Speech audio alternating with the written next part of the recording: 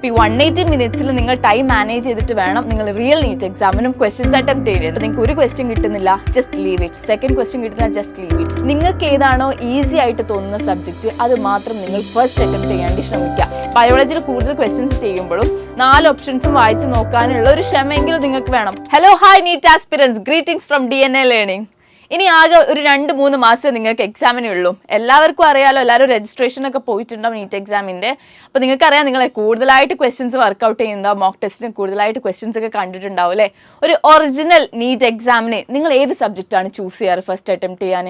ഞാൻ ഒരു കാര്യം പറയട്ടെ, നിങ്ങൾ ഇനി എഴുതാൻ പോകുന്ന നീറ്റ് എക്സാമിൽ നീറ്റ് 2025 എന്ന് പറഞ്ഞ എക്സാം, ആ എക്സാമിൽ നിങ്ങൾ ഏത് സബ്ജക്റ്റ് ആണോ ഫസ്റ്റ് ചൂസ് ചെയ്യാൻ പോകുന്നത് ആ സബ്ജക്റ്റ് തന്നെ ആയിരിക്കണം നിങ്ങൾ എഴുതാൻ പോകുന്ന എല്ലാ മോക്ക് ടെസ്റ്റും നിങ്ങൾ പ്രാക്ടീസ് ചെയ്യേണ്ടത്. ഇത് ഞാൻ വെറുതെ പറയുന്നല്ല, നിങ്ങൾ എന്താണോ പ്രാക്ടീസ് ചെയ്തത് അത് മാത്രമേ നിങ്ങൾക്ക് അവിടെ പോയിരുന്ന് ഒറിജിനലി ആ നീറ്റ് എക്സാമിൻ്റെ സമയത്ത് ചെയ്യാൻ കഴിയുള്ളൂ. എല്ലാവർക്കും അറിയാം 180 ക്വസ്റ്റ്യൻസ് ആക്കിയിട്ടുണ്ട്. ആ 200 ക്വസ്റ്റ്യൻ്റെ റൂൾ മാറ്റി 180 ക്വസ്റ്റ്യൻസ് ആക്കിയിട്ടുണ്ട്.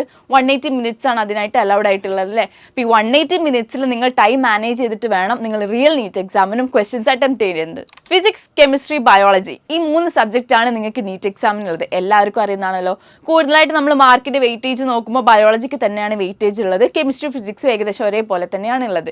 പക്ഷേ ചില ആൾക്കാർക്ക് ബയോളജി ഭയങ്കര ഈസി ആയിട്ട് ഫീൽ ചെയ്യാറുണ്ട്, ചില ആൾക്കാർക്ക് ഫിസിക്സ് ആണ് കുറച്ചും കൂടി ഈസി ആയിട്ട് ഫീൽ ചെയ്യാറ്. മൊത്തത്തിൽ നോക്കുകയാണെങ്കിൽ ഒരു പോളൊക്കെ ഇട്ട് കഴിഞ്ഞാൽ ആൾക്കാർ എന്താ പറയുക, കെമിസ്ട്രി എല്ലാവർക്കും ഏകദേശം ഒരു ആവറേജ് ലെവലിലാണ് ഉള്ളത്. പേഴ്സണലി ഞാൻ പറയുകയാണെങ്കിൽ എനിക്ക് ബയോളജിയാണ് കുറച്ചും കൂടെ ചെയ്യാൻ ഈസി. അപ്പോൾ ബയോളജിയിൽ കുറേ ടൈം എടുക്കുന്നതിന് പകരം ഒരു ക്വസ്റ്റ്യൻ ചെയ്യാനൊരു 30 സെക്കൻഡ്സ് എടുത്തു കഴിഞ്ഞാൽ ആ ബാക്കിയുള്ള 30 സെക്കൻഡ്സ് കൂടെ എനിക്ക് ഫിസിക്സിലേക്ക് കൊടുക്കാൻ പറ്റുന്ന രീതിയിലായിരുന്നു ഞാൻ ചെയ്തുകൊണ്ടിരുന്നത്. അപ്പോൾ എനിക്ക് ഫസ്റ്റ് ഓഫ് ഓൾ നിങ്ങൾക്ക് തരാനുള്ള ഒരു അഡ്വൈസ് എന്താണെന്ന് വെച്ചാൽ, നിങ്ങൾ ഒരു സബ്ജക്റ്റ് ഏത് സബ്ജക്റ്റ് നിങ്ങൾ എക്സാമിന് ചൂസ് ചെയ്യണം, ഫസ്റ്റ് ചൂസ് ചെയ്യണം എന്ന് ചോദിച്ചു കഴിഞ്ഞാൽ ബയോളജി എന്നാണ് ഞാൻ പേഴ്സണലി ഒപ്പീനിയൻ പറയുക.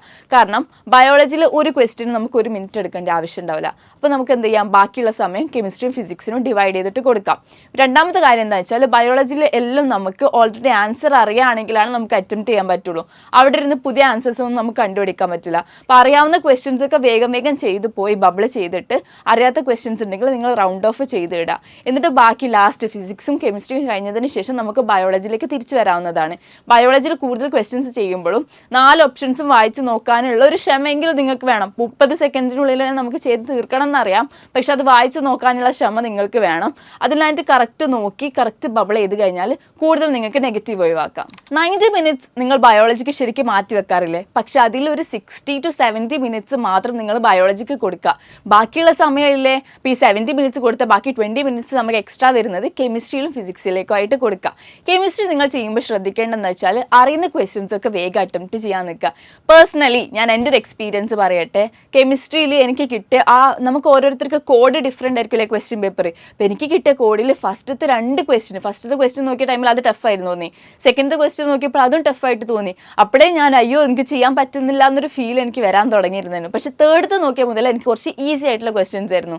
അതുകൊണ്ട് എന്ത് ചെയ്തു, കിട്ടാത്ത ക്വസ്റ്റ്യൻസ് അവിടെ തന്നെ വെച്ചിട്ട് ബാക്കിയുള്ള ക്വസ്റ്റ്യൻസ് അറ്റംപ്റ്റ് ചെയ്യാൻ നോക്കി. അപ്പോൾ നിങ്ങൾ ടൈം വേസ്റ്റ് ആയി. നമ്മുടെ മെയിൻ ആയിട്ടുള്ള എയിം എന്താണ്, ടൈം മാനേജ് ചെയ്യാൻ എന്നുള്ളതാണ് അല്ലേ. അപ്പോൾ നിങ്ങൾക്ക് ഒരു ക്വസ്റ്റ്യൻ കിട്ടുന്നില്ല, just leave it. Second question കിട്ടുന്നില്ല, just leave it. Third question മുതൽ ഒരു പക്ഷേ നിങ്ങൾക്ക് ഈസി കോമ്പിനേഷൻസ് ഒക്കെ വരിക. അപ്പോൾ ബാക്കിയുള്ള ടൈം എന്ത് ചെയ്യുക, നിങ്ങൾ കെമിസ്ട്രിയിലേക്കും കൊടുക്കുക. കെമിസ്ട്രി ചെയ്യുമ്പോൾ നിങ്ങൾ ശ്രദ്ധിക്കേണ്ട കാര്യം എന്താണെന്ന് വെച്ചാൽ, ഓപ്ഷൻസ് കൊടുത്തിട്ടുണ്ടാവും, ഓപ്ഷൻസ് വൃത്തിക്ക് വായിക്കുക. ഓർഗാനിക് കെമിസ്ട്രിയിൽ ഓപ്ഷൻസ് ഒക്കെ കൊടുക്കുന്ന സമയത്ത് കറക്റ്റ് ഫംഗ്ഷണൽ ഗ്രൂപ്പിൻ്റെ പൊസിഷനൊക്കെ കറക്റ്റ് ആണോ നോക്കിയിട്ട് മാത്രമേ നിങ്ങൾ ആൻസർ ചെയ്യാൻ പറ്റുള്ളൂ. ഞാൻ ഫസ്റ്റേ പറഞ്ഞല്ലോ, ചില ആൾക്കാർക്ക് ബയോളജി ഭയങ്കര ഈസി ആയിരിക്കും, ചില ആൾക്കാർക്ക് ഫിസിക്സ് ആയിരിക്കും ഭയങ്കര ഈസി ഉണ്ടാവുക. ഇപ്പം മാത്സ് ഒക്കെ നന്നായിട്ട് അറിയുന്ന ആളാണ്, അല്ലെങ്കിൽ കാൽക്കുലേഷനൊക്കെ ഭയങ്കര ഇഷ്ടമുള്ള ആളാണെങ്കിൽ ഞാൻ സജസ്റ്റ് ചെയ്യുക ഫിസിക്സ് ചെയ്തോ, ഫിസിക്സ് ഫസ്റ്റ് അറ്റംപ്റ്റ് ചെയ്തോ എന്നുള്ളത്. പക്ഷേ ചില ക്വസ്റ്റ്യൻ പേപ്പറിൽ ഫിസിക്സ് ഭയങ്കര ടഫ് ആവാനുള്ള ചാൻസ് ഉണ്ട്. അതുകൊണ്ടാണ് നമ്മൾ ചാൻസ് എടുക്കാതെ ബയോളജിയിലേക്ക് തന്നെ മാറാനുള്ളത്. ബയോളജി ആകുമ്പോൾ എന്തായാലും ടെക്സ്റ്റ് ബുക്ക് ഓറിയൻറ്റഡ് ആയിരിക്കും, ആ സെൻറ്റൻസിൽ നിന്ന് കൂടുതലൊന്നും ചോദിക്കാനുണ്ടാവില്ല. അപ്പോൾ ഫിസിക്സ് അറ്റംപ്റ്റ് ചെയ്യുന്ന ഒരാളാണ്, ഇപ്പോൾ നമ്മൾ ബയോളജി കഴിഞ്ഞു, കെമിസ്ട്രി കഴിഞ്ഞു, ഫിസിക്സിലേക്ക് എത്തി. അപ്പോൾ നമുക്ക് എക്സ്ട്രാ ടൈം കിട്ടി. കെമിസ്ട്രിയിലും ബയോളജിയിലും നമ്മൾ സേവ് ചെയ്ത എക്സ്ട്രാ ടൈമില്ലേ, ഇത് കംപ്ലീറ്റ്ലി ഫിസിക്സിന് നമുക്ക് കൊടുക്കാനുണ്ടാവും.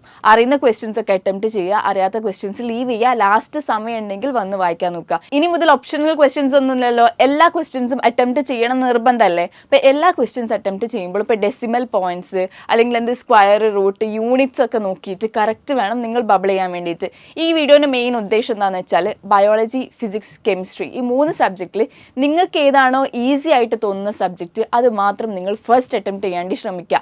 ഇത് ഒറ്റ ദിവസം കൊണ്ട് നമുക്ക് ഉണ്ടാക്കാൻ പറ്റുന്ന ഒരു ഡിസിഷൻ അല്ല. ഇത്രയും കാലം നിങ്ങൾ നീറ്റ് എക്സാം മെയിൽ നീറ്റ് എക്സാം എഴുതാൻ പോകുന്ന സമയമല്ലേ, അതുവരെയുള്ള സമയത്തിൽ നിങ്ങൾ കറക്റ്റ് മോക്ക് ടെസ്റ്റ് ഒക്കെ എഴുതിയിട്ട് ഏതാണ് നിങ്ങൾക്ക് ഈസി ആയിട്ട് തോന്നുന്നത്, ഈസി ആയിട്ട് ഫീൽ ചെയ്യുന്നത്, അല്ലെങ്കിൽ നിങ്ങൾ ഭയങ്കര എക്സ്പീരിയൻസ്ഡ് ആയിട്ട് തോന്നുന്ന ക്വസ്റ്റ്യൻസ് ഒക്കെ ഏതാണ്, അത് ആ സബ്ജക്റ്റ് വെച്ചിട്ട് തന്നെ തുടങ്ങുക.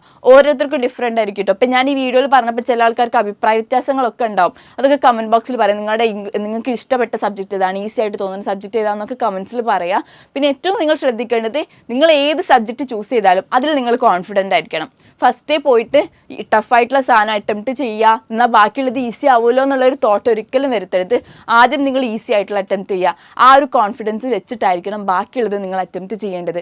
ആദ്യം നമ്മൾ ടഫ് സബ്ജക്റ്റ് അറ്റംപ്റ്റ് ചെയ്ത് കഴിഞ്ഞാലുള്ള പ്രശ്നം എന്താ അറിയോ, ക്വസ്റ്റ്യൻസ് കിട്ടാഞ്ഞാൽ നമ്മളുള്ള കോൺഫിഡൻസ് പോവും, ടൈം മാനേജ് ചെയ്യാൻ പറ്റില്ല, നമ്മുടെ മൂഡേ മാറും, നമ്മുടെ ഇമോഷൻസ് മൊത്തം മാറും, നമ്മുടെ തോട്ട്സ് വേറൊരു സ്ഥലത്തേക്ക് തന്നെ മാറിയിട്ട് അവസാനം നമുക്ക് ബാക്കിയുള്ള ക്വസ്റ്റ്യൻസ് വായിച്ചാലും മനസ്സിലാവില്ല, ഓപ്ഷൻസ് ഒക്കെ കറക്കി കുത്താൻ തുടങ്ങും. അപ്പോൾ അത് ഒഴിവാക്കാൻ വേണ്ടിയിട്ടാണ് പറയുന്നത് ബി കോൺഫിഡൻറ്റ്. ഇനി കുറച്ച് ദിവസം കൂടെ നീറ്റ് എക്സാമിനുള്ളൂ. എല്ലാവരും നല്ലോണം പഠിക്കുക, ക്വസ്റ്റ്യൻസ് പ്രാക്ടീസ് ചെയ്യുക.